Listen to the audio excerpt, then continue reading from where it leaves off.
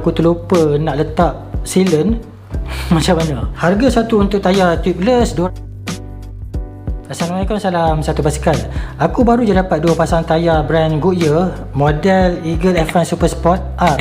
Sebelum ni aku pakai Eagle F1 Super Sport, dan kali ni aku nak cuba yang model yang baru ni pula.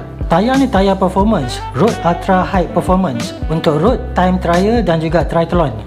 Dua-dua tayar ni dia memang untuk race. Ada dua jenis, tube type dan juga tubeless complete. Model ni dia guna teknologi compound dynamic UHP dan juga protection jenis R-Shield. Fungsi dynamic UHP bagi rolling lebih efisien, grip atas permukaan jalan dia lagi kuat dan juga tahan lasak. R-Shield ni pula satu teknologi daripada Goodyear. Dia buatkan tayar tu lebih kebal daripada terkena objek tajam, dan secara tak langsung dia buatkan tayar ni lebih lasak. Ini tayar tube type untuk wheelset jenis clincher, jenis yang pakai tube.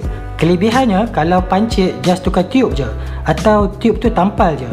Kekurangannya rolling berat sikit, dan kalau pancit nak tukar tube tu leceh lah. Ini tubeless complete untuk wheelset jenis tubeless. Sejak 3-4 tahun kebelakangan ni aku tengok kebanyakannya wheelset dia dah support untuk tube dan juga tubeless. Dua-dua jenis tayar dah boleh pakai. Kelebihan tubeless ni, rolling dia sedap sebab dia tak pakai tube. Sebab tube agak berat kalau kita pasang dekat tayar. Satu tube ni hampir 100 gram juga. So kalau kita pakai tubeless, tube tak pakai, rolling dia akan jadi lebih ringan. Tubeless ni kelemahan dia kena pakai sealant. Kalau tak pakai sealant, pancit nanti leceh. Memang kena pakai sealant. Setiap 3 bulan kena check sealant dalam tayar. Kalau perlu top up, kena top up sealant tu. Recommended sealant quantity untuk satu tayar antara 30 hingga ke 50 ml. Aku baru je beli 2 botol sealant brand Circulation, sebotol 60 ml. Harga sebotol RM19.80. Shipping RM4.90. Total cost untuk sealant RM44.90. Lebih kurang harga sama macam tube Maxxis yang dekat tangan aku ni. Cost dia lebih kurang je. Itu sebab sebelum ni aku tak nak pakai tayar tubeless. Tapi demi untuk mencari pengalaman, nak tak nak aku kena pakai juga tayar jenis tubeless. Jadi barulah aku boleh dapat beza pakai tayar clincher dan juga tubeless. Bukan apa, kalau aku pakai tayar jenis pakai tube tu kan, kalau tube pancit, aku boleh tampal ataupun tukar tube je. Aku imagine kalau aku pakai tubeless, sealant dalam tayar tu dah kering, ataupun aku terlupa nak letak sealant, macam mana? Tapi tak apa, demi korang semua aku sanggup hadap risiko tu. Mungkin masa akan datang aku akan buat satu video kelebihan dan kekurangan bila kita pakai tayar tubeless. Tayar Goodyear Eagle F1 Super Sport R ni ada dua warna, black dan juga tan wall. Aku pakai tan wall, sisi tepi ni ada warna. Kalau black semua hitam, itu je beza. Saiz untuk kedua-dua tayar ni 700x28C. Lebar untuk tayar ni tubeless dengan tube saiz 28.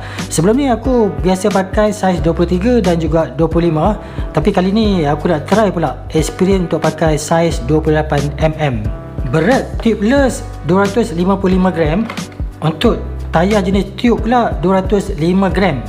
Ini untuk saiz 28. Kalau 25 ataupun 23 dia akan lagi ringan lah. Goodyear ni yang bagusnya, kalau saiz dia 25 ataupun 28mm, diameter dia lebih tepat kalau nak dibandingkan dengan brand lain.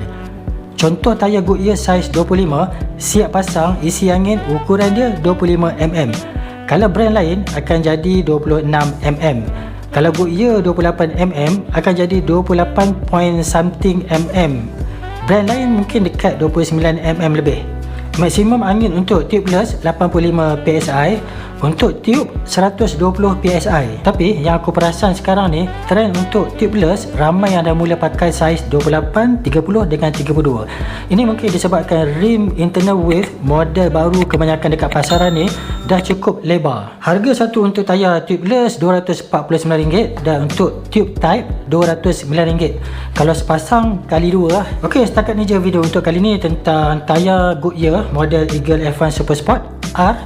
Aku harap perkongsian untuk kali ni bermanfaat untuk korang semua. InsyaAllah kita jumpa next video. Assalamualaikum, salam satu basikal.